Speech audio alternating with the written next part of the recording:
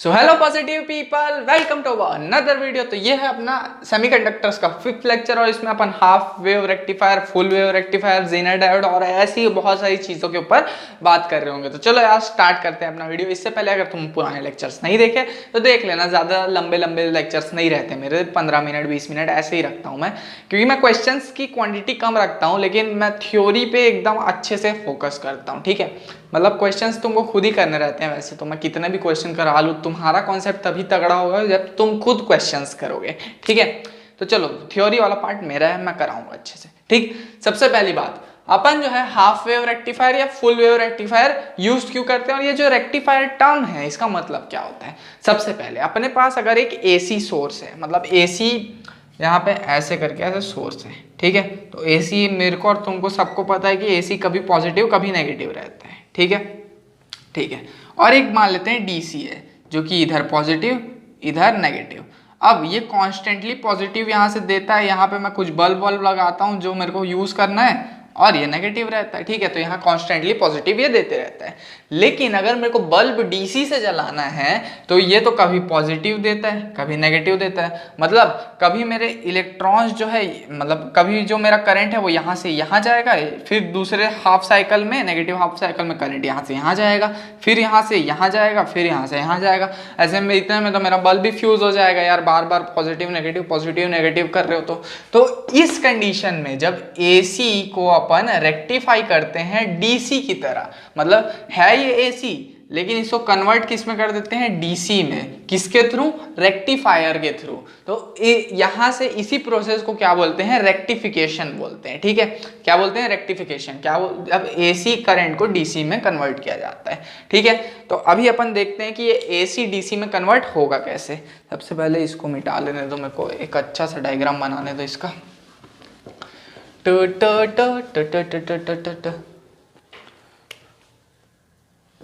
ये अपना एसी है, इससे एकदम क्लीन एंड क्लियर।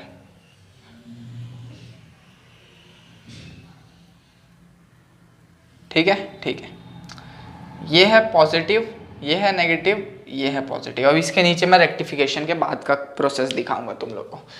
सबसे पहले बात करते हैं हाफ वेव रेक्टिफायर की। हाफ वेव रेक्टिफायर को मैं पहले एक्सप्लेन करता हूँ क्या क्या चीज़ें हैं इसमें।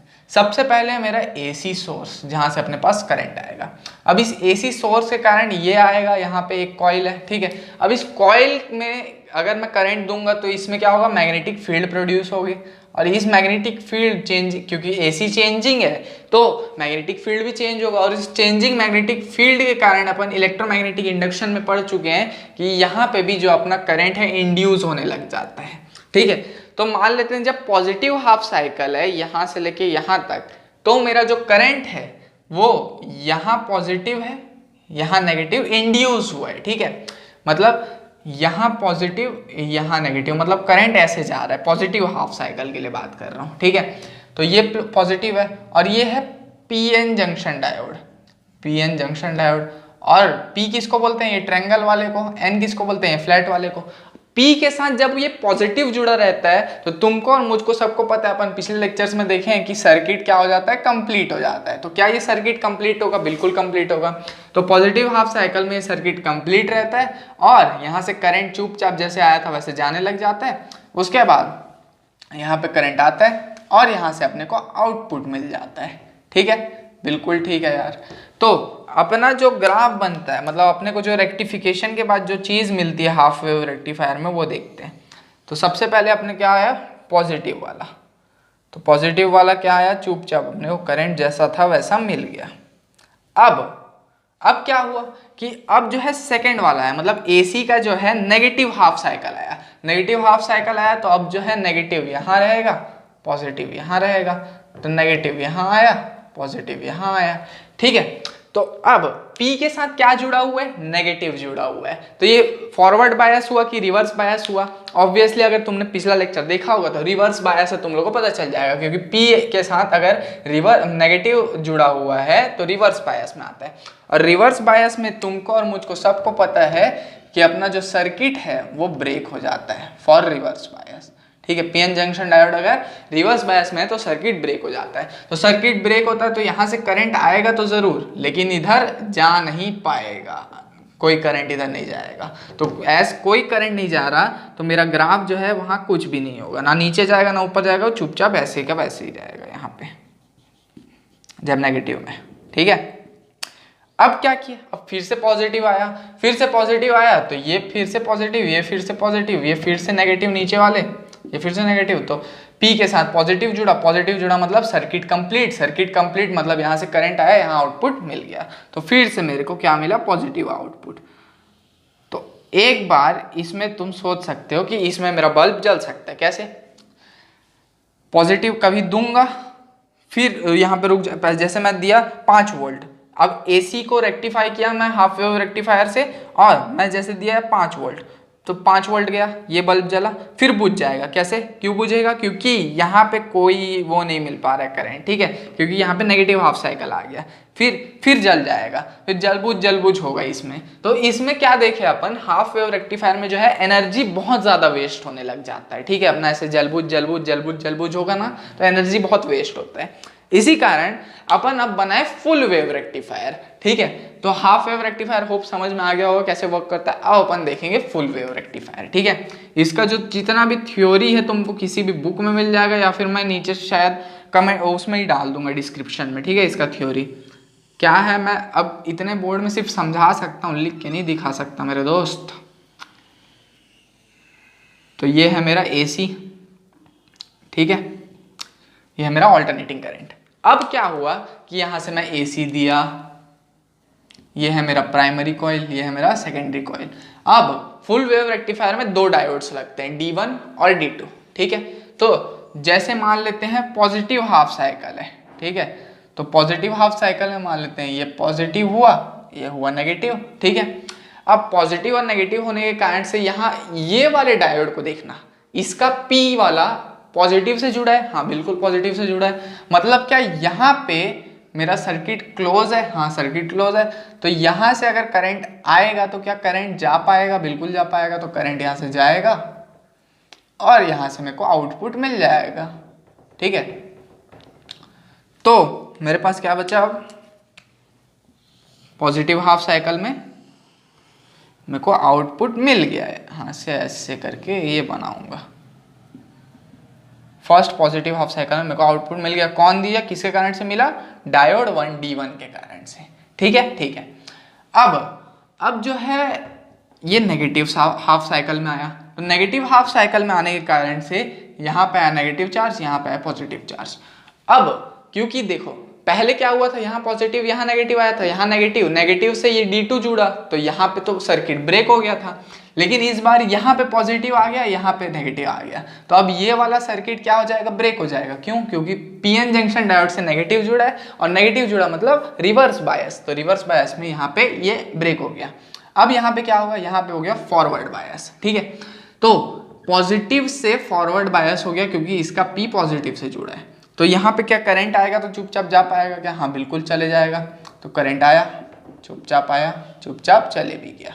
ठीक है, तो यहाँ से ये आउटपुट में चल देगा। ठीक है, तो यहाँ से फिर से मेरे को क्या मिला, एक पॉजिटिव हाफ साइकिल मिला, इसको क्या, ये किसके कारण से मिला, मेरे को डायोड 2D2 के कारण से। ठीक है, कहाँ से, ये नेगेटिव में भी मेरे को पॉजिटिव हाफ साइकिल मिला।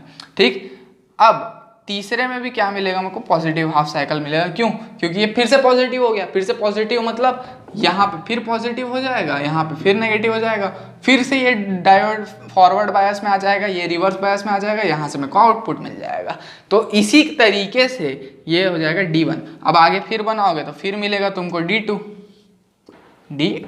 ठीक है, तो D1 D2 D1 D2 D1 D2 ऐसे करके मिलते जाएगा। ठीक है, ठीक है, तो ये जो है मेरा पूरा का पूरा AC का वेव को रेक्टिफाई कर दिया, और यही जो है हमारे घरों में यूज होता है। ठीक है, ये जो है उन लोग पहले AC बनाते हैं जनरेटर से, AC जनरेटर से, और उस जनरेटर के जो AC निकलता है उसको डालते हैं इस फुल वेव रेक्टिफायर में। वो रेक्टिफायर से जो करंट निकलता है वो बॉक्सेस के थ्रू, जिसको बोलते हैं अपन ट्रांसफॉर्मर, उस ट्रांसफॉर्मर के थ्रू हमारे घर में भेजा जाता है। ठीक है, होप समझ में आ गया होगा तुम लोग को। इतने का स्क्रीनशॉट ले लो, फिर अपन आगे की बात करते हैं। ठीक है,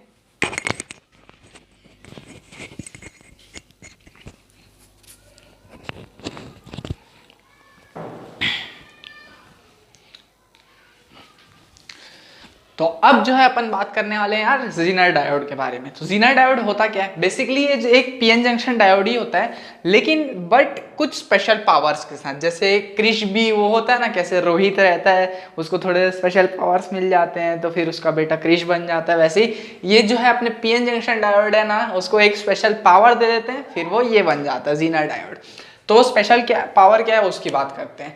तो देखो, पीएन जंक्शन डायोड को अगर अपन रिवर्स बायस कर देते थे तो क्या क्या होता था, अपना जो सर्किट है वो ब्रेक हो जाता था। लेकिन यहाँ पे जीनर डायोड में क्या होता है कि अगर अपन उसको रिवर्स बायस भी दे देंगे ना, तो वो अपने को कुछ ना कुछ वोल्टेज देता है, मतलब वो ना चेन को ब्रेक नहीं करता या फिर अपने सर्किट को ब्रेक नहीं करता, वो तब भी रहता ही है। It is a highly doped PN junction which can be operated without damage in the region of reverse bias. Reverse bias में भी अपन इसको यूज कर सकते हैं, और फॉरवर्ड बायस में तो वो नॉर्मल डायोड की तरह काम करता ही है। ठीक है, मतलब पीएन जंक्शन डायोड ही है, लेकिन स्पेशल एबिलिटीज के साथ है ये। ठीक है, ठीक है। अब इसको यूज कैसे करते हैं? सबसे पहले अगर मान लेते हैं मैं यहाँ पॉजिटिव दिया, यहाँ दिया नेगेटिव, और मैं जो हूँ यहाँ से अपना एक रेजिस्टेंस लिया। इस रेजिस्टेंस को मैं क्या बोलता हूँ, एक सेकेंड, लिमिटिंग रेजिस्टेंस। ठीक है, करंट लिमिटिंग रेजिस्टर बोलता हूँ इसको। इसको दिया नाम मैं आर। ठीक है, इसके साथ हमेशा तुम लोग अगर जीनर डायोड का क्वेश्चन देखोगे तो इसी टाइप का क्वेश्चन आएगा। इसके साथ एक जुड़ा रहता है जीनर डायोड यहाँ पे। ठीक है, अब जीनर डायोड में क्या रहता है कि ऐसा डायग्राम पीएन जंक्शन का भी रहता है, लेकिन जीनर डायोड में एक इधर ये एक्स्ट्रा निकलता है, ये इधर एक एक्स्ट्रा निकलता है एन के साथ। ठीक है, एक सेकेंड, हाँ ये रिवर्स बायस में है। हमेशा याद रखना जीनर डायोड ना क्वेश्चन उसका रिवर्स बायस में ही दिया जाता है, क्योंकि फॉरवर्ड बायस में तो पता रहता है कि ये तो नॉर्मल बायस की तरह ही काम करेगा करके, मतलब नॉर्मल जंक्शन की तरह ही काम करेगा, जंक्शन डायोड की तरह, इसीलिए इसको हमेशा रिवर्स बायस में ही इसका क्वेश्चन पूछा जाता है। और यहाँ पे लग जाता है लोड रेजिस्टेंस RL। ठीक है, ठीक है, ये RL। अब अपने को जो आउटपुट मिलता है ना, वो यहाँ से निकालना रहता है और यहाँ से निकालना रहता है, दो जगह लगा के यहाँ से V आउटपुट निकलता है। ठीक है, कुछ ऐसा सर्किट रहता है। अब यहाँ से करंट आता है I, करंट आया I। अब करंट जो है यहाँ की तरफ चला जाता है IZ। ठीक है, ये जीनर डायोड का Z, और यहाँ की तरफ चला जाता है IL। ठीक है, तो यहाँ से एक इक्वेशन निकल के आया, I is equals to IL plus IZ। ठीक है, ये इक्वेशन काम आएगा। और दूसरा, इस रेजिस्टेंस की वैल्यू कई बार पूछी जाती है, तो उस रेजिस्टेंस का क्या होगा? तो देखो, यहाँ पे जो पोटेंशियल है और यहाँ पे जो पोटेंशियल है, ठीक है, यहाँ का पोटेंशियल मैं बोला VI, इनिशियल पोटेंशियल या इनपुट पोटेंशियल। यहाँ का जो पोटेंशियल है इसको बोलूंगा मैं VZ। ये कहाँ से आएगा यहाँ का पोटेंशियल? ये रिवर्स बायस में जो जीनर डायोड लगा है ना, उसके कारण से ये VZ पोटेंशियल आएगा। कैसे? अगर मान लेते हैं मैं यहाँ पे जीनर डायोड लगाया रिवर्स बायस में, तो ये कितना पोटेंशियल देगा? एक्चुअली में ये कम पोटेंशियल देगा, लेकिन देगा जरूर, जैसे 0.5, 0.6, 0.8 ऐसा टाइप का पोटेंशियल देता है ये रिवर्स बायस में ओनली। अगर फॉरवर्ड बायस रहता तो ये पोटेंशियल नहीं देता, रिवर्स बायस में देता है। तो उस पोटेंशियल को मैं बोला VZ या फिर जीनर डायोड का पोटेंशियल। तो अभी इस रेजिस्टेंस की वैल्यू निकालना है तो V/I होता है, हाँ, तो R is equal to change in potential, मतलब VI minus VZ upon I लिख सकता हूँ क्या? बिल्कुल लिख सकता हूँ। तो यहाँ से मेरे पास एक फॉर्मूला आ गया इस रेजिस्टेंस को निकालने के लिए। ठीक है, ठीक है। अब ये जो है, ये जो फॉर्मूला है, ये बहुत सारी जगहों पे तुम्हारे काम आएगा। ठीक है, मतलब इसी फॉर्मूले से बेसिकली तुम लोग निकाल सकते हो। अब यहाँ पे एक चीज़ और आती है, क्या? जितना मैं, ये देखो I है IL प्लस IZ। ठीक है, अब मान लेते हैं कि मैं IL की वैल्यू बढ़ा दूँ। ठीक है, तो I जो है IZ और IL में ब्रेक हो रहा है। ठीक, इधर IL है, ये IL है, IZ और IL में ब्रेक हो रहा है। IL की वैल्यू बढ़ा दूं तो क्या IZ की वैल्यू ऑटोमेटिकली कम हो जाएगी क्या? हाँ, क्यों? क्योंकि इन दोनों का जो सम है वो है कांस्टेंट। कैसे कांस्टेंट? क्योंकि मेरे पास जो है, मान लेते करंट यहाँ से 5 एम्पियर आया, ठीक है, इधर 2 एम्पियर गया, उधर 3 एम्पियर गया। ठीक है, तो अगर मैं इधर 3 भेजूंगा तो क्या इधर ऑटोमेटिकली 2 जाएगा? हाँ, तो अगर इसकी वैल्यू बढ़ाऊंगा तो इसकी वैल्यू कम होगी। हाँ, तो या फिर इसकी वैल्यू बढ़ाऊंगा तो इसकी वैल्यू कम होगी। हाँ, तो इसी कारण से जो अपना पोटेंशियल रहता है V0, यहाँ V आउटपुट जो निकलने वाला है, उसको अपन आई जेड इंटू आर, मतलब sorry E naught is equal to I L into R L भी बोलते हैं। कैसे? ये आर ये into I is equals to, इसी को मैं पोटेंशियल अराउंड वी जेड भी बोलता हूँ। ये जो वी जेड का पोटेंशियल है वो, ठीक है। होप इतना क्लियर होगा। अब जो अपन क्वेश्चन देखते हैं कि क्वेश्चन आता कैसे एक्चुअली में। The output of Zener diode is 5 volt. मतलब क्या दिया हुआ है मेरे को? आउटपुट ऑफ जीनर डायोड मतलब वी जेड की वैल्यू दी हुई है 5 वोल्ट। ये वी जेड की वैल्यू दी हुई है 5 वोल्ट, ठीक है। और क्या दिया हुआ है? With input of 9 volt, V I की वैल्यू दी हुई है 9 वोल्ट, ठीक है। और क्या दिया हुआ है? I L and I Z are 40 milli ampere and 10 milli ampere. I L 40 milli ampere, I Z 10 milli ampere. Find resistance of current limiting resistor. Current limiting resistor होता है ये वाला रेजिस्टर, तो इसको निकालना है। तो उसका एक फॉर्मूला अपन ऐसे डिराइव कर चुके हैं, तो ये ऐसा आता है। तो सबसे पहली वाली चीज निकालनी है, तो R is equal to V I minus V Z by I. V I कितना दिया हुआ है 9 माइनस वी जेड दिया हुआ है 5 अपॉन आई कितना दिया हुआ है अपना। अब देखो यहाँ पे आई कौन सा लेना है वो देखो, आई लेना है ये वाला आई। अब ये वाला आई का इक्वल क्या होता है? I L plus I Z. यहाँ I L plus I Z दिया है क्या? हाँ। तो मतलब 40 प्लस 10 कितना हो जाता है? 50। तो यहाँ 50 लेना है, ठीक है। तो ये हो जाएगा 4/50। अब एक सेकेंड, हाँ ये वोल्टेज में है, ये मिली एम्पियर में, अपने को एम्पियर में चाहिए तो वही उसका 10⁻³ कर देना, यहाँ पे आंसर आ जाएगा। सेकेंड क्या पूछा है देखो, पावर डिसिपेटेड इन रेजिस्टर। इस रेजिस्टर में कितना पावर डिसिपेट होगा? तो P is equal to I square R होता है। हाँ, I क्या है? I L plus I Z. P is equal to I square R।